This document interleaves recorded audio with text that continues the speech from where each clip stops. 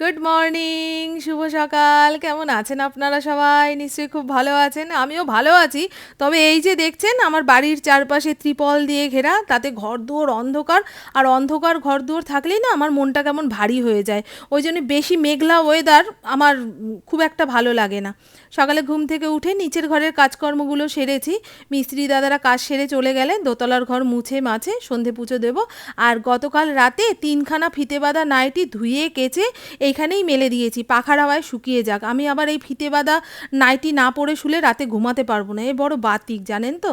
এবারে বাইরের পরিবেশটা দেখে বলবেন বাইরে তো ভালো রোদ উঠেছে, তুমি তো জামা কাপড়গুলো বাইরেই শুকাতে পারতে। না গো, ওই 3তলার ঘর ভাঙচুর হচ্ছে তো, ইটের কুচি তারপরে সিমেন্টের কুচি সব জামা কাপড়ের ওপরে পড়লে নোংরা হয়ে যাবে, আবার ধুয়ে কেচে মেলতে হবে। দরকার নেই, এই কিছুদিন ঘরের ভেতরেই জামা কাপড় শোকাবো, মানে অতিরিক্ত প্রয়োজন না হলে আর বাইরে মেলবো না। দেখেছেন আজকের আকাশটা, ও রথ আসলো মানেই তো মা দুর্গা আসবে আসবে সেই দিন গোনা শুরু। আমার যে কি ভালো লাগছে, মনে হচ্ছে ঘরের সব কাজকর্ম সেরে এসে এইখানটায় দাঁড়িয়ে থাকি, আকাশটা দেখি। আর এই দক্ষিণের দুয়ারটা দিয়ে মিস্ত্রি দাদারা ওপর নিচ করছে, এখান দিয়ে একটা ব্যারিকেড দিয়েছি। এটা কি বলুন তো, ফড়িংকে যখন আমরা ছোটোবেলায় এনেছিলাম ওর সঙ্গে এই খাঁচাটাও এসেছিলো, খাঁচাটাকে খুলে এইখান দিয়ে একটা পাঁচিলের মতন করে দিয়েছি যাতে ফড়িং পুকপাক বেরিয়ে না যায়। ও বেরিয়ে গেলে আর খুঁজে পাওয়ার সম্ভাবনা নেই, গেট তো খোলা। তো চলুন এবারে সকালের চাটা বানিয়ে নিই। পুপুকে এখন সকালের চাটা করতে দিই না, অতিরিক্ত ফোটায় বলে না চাটা পুরো কালো কালো হয়ে যায়।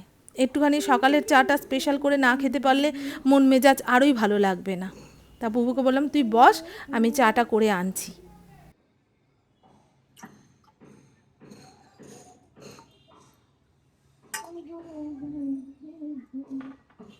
আর বাড়ি ভাঙার আওয়াজ আপনারা শুনতে পাচ্ছেন? ওরে বাবা রে, সারাদিন এই ঠকঠকানি আওয়াজ আমার কান থেকে মাথায় গিয়ে মাথার ব্যায়ামও শুরু হয়ে গেছে, সারাদিন মাথা যন্ত্রণা করছে। আর ঘর দুয়ার যে কী ধুলো ধুলো সে কথা তো বাদই দিলাম, সে যাই হোক, ভালো কিছু পেতে গেলে এটুকু তো সহ্য করতেই হবে। আর আজকে চাটা বানাচ্ছি লেমন গ্রাসের পাতা দিয়ে। 2 দিন খেয়েছি, খুব ভালো লেগেছে। লেমন গ্রাসের গাছটা যখন ওই নার্সারিওয়ালা দাদার থেকে আনলাম, 30 টাকা দিয়ে এনেছি জানেন তো। এটা একটু ভালো রোদ বাতাস পেলে আরও ঝরঝর করে বাড়তো। সে যাই হোক, আমার বাড়িঘরের কাজকর্ম শেষ হয়ে গেলে এই গাছটাকে একটা সুন্দর জায়গায় বসাবো, বাঁচাতেই হবে। যারা আদা দিয়ে চা খেয়েছেন কিংবা এলাচ দিয়ে চা খেয়েছেন তারা একবার লেমন গ্রাসের পাতা দিয়ে চা বানিয়ে খেয়ে দেখবেন, ওই সমস্ত চায়ের কথা প্রায় ভুলেই যাবেন, এত সুন্দর একটা গন্ধ বেরোয়। সকালবেলায় চায়ের সঙ্গে টা বলতে এই যে বাটার পাউরুটি আমার যে খেতে কি ভালো লাগে। একটুখানি মচমচে করে সেঁকে নেব, তারপরে অল্প একটুখানি বাটার মাখিয়ে নিলেই ব্যাস অনেকক্ষণ যাবৎ পেটে থাকে গো। সকালে বেশি ভারী কিছু আমি খেতেও পারি না, আবার পেট হালকা করেও রাখতে পারি না, এনার্জি পাবো না কাজে। এখানে লেমন গ্রাসের পাতাটা ভালো করে জল দিয়ে কচলে কচলে ধুয়ে এখন হাত দিয়ে ছিঁড়ে ছিঁড়ে দিয়ে দিলাম। আমার রান্নাঘরের কাঁচিটার সর্বনাশ হয়ে গেছে জানেন, ওটাকে মোটে খুলতে পারছি না। আর রান্নাঘরে ভালো কাঁচি না থাকলে, ধরুন কখনো লঙ্কা চিড়ে তরকারির মধ্যে দিতে হলো, তখন তো আর বটি বের করবো না, ওই কাঁচি দিয়েই কাজ হয়ে যায়। কিংবা ধনে পাতাটা কুচিয়ে তরকারির মধ্যে দিতে হবে, তখন তো আর বটিতে কুচাতে পারবো না, ওই কাঁচি দিয়েই হয়ে যায়। কিংবা কোনো কিছুর প্যাকেট কাটতে গেলে কাঁচি কত প্রয়োজন বলুন তো। সে যাই হোক, লেমন গ্রাসের পাতাটা কুচিয়ে চায়ের মধ্যে দিলাম, 2-3 মিনিট ফুটিয়ে ছেঁকে এখন মা মেয়েতে চা খাবো। আজকে ইন্দ্রর খেলা আছে জানেন, নর্থ কলকাতায়, একটু পরেই বেরোবে। ওই দেখ, ওহো, পাশের বাড়ির বাচ্চাগুলো সেজে গুজে স্কুলে যাচ্ছে, আমার ফড়িং এখান দিয়ে তাকিয়ে তাকিয়ে দেখে। আয়রে পুট্টু, এই জামা কাপড়গুলো নামিয়ে দিলে হতো, শুকিয়েছে, শুকায়নি গো, হাওয়ায় হাওয়ায় শুকিয়ে যাক, তারপরে ঘরে নিয়ে। এই দেখুন বন্ধু, গতকাল বিকেলে একবার খেলে এসছে, সেই স্কোর খারাপ হয়েছে, এখন শুনতে পেলাম। আবার এখন খেলতে যাচ্ছে একই জায়গায়, আজকে স্ট্যান্ডার্ড ম্যাচ। আর ইন্দ্রর গলায় এই রুদ্রাক্ষর লকেটটা ছিল এতদিন, দেখুন আজকে স্নান করতে গিয়ে বাথরুমে খুলে পড়ে রয়েছে, সেটা খুঁজে পেলাম। রুদ্রাক্ষ কারোর গলায় এসে ক্ষয়ে যায় গো, দেখো, বুঝেছো, হয়ে গেছে পুরো। আমার গলায় আর ইন্দ্রর গলায় একসঙ্গে রুদ্রাক্ষর লকেট এসছে, ইন্দ্ররটা গেল শেষ, ব্যাস শুরু হয়ে গেল ফুটিক। এটাকে একবার সাঁতার দোকানে দিয়ে ঠিক করতে হবে। স্ট্যান্ডার্ড আজকে স্ট্যান্ডার্ড। মাছের স্ট্যান্ডার্ড ইয়ার ছিল, আজকে একটু স্ট্যান্ডার্ড হবে। ওটা তো পেয়ে যাবে, ওটা তো পেয়ে যাবে।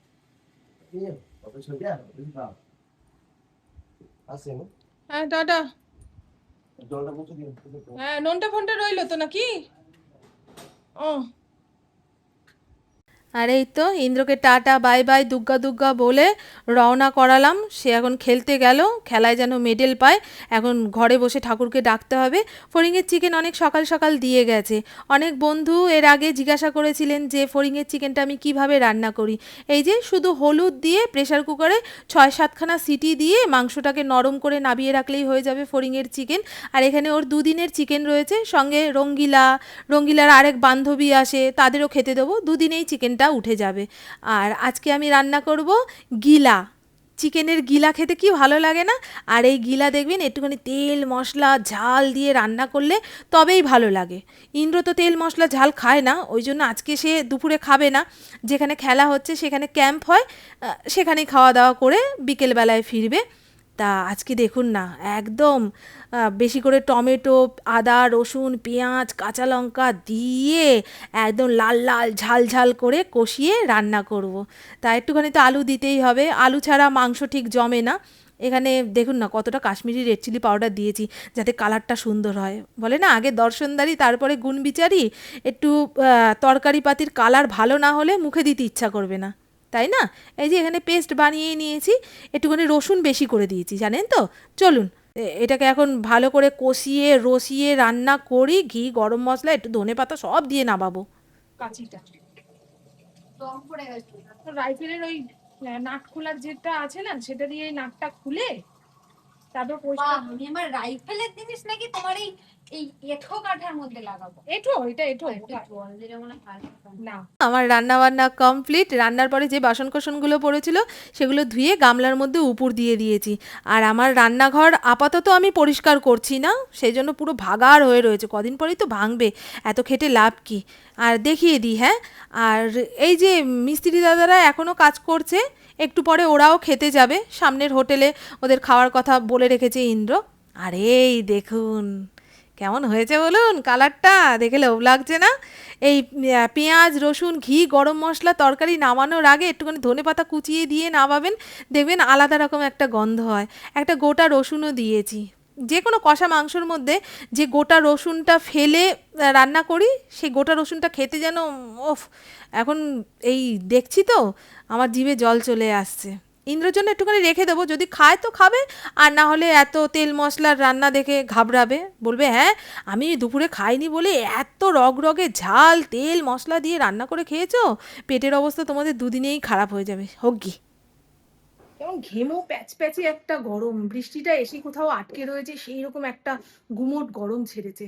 খাওয়া দাওয়া হয়ে গেলে জামা কাপড় ছেড়ে একটুখানি শোবো, আজকে রাতে ব্যায়ামে যাব। আর আমাদের সব মিস্ত্রি দাদাদের খাওয়ার আয়োজন সামনের হোটেলে হয়েছে, প্রত্যেকদিনই ওরা দুপুরে খাওয়াটা হোটেলেই খেয়ে আসছে।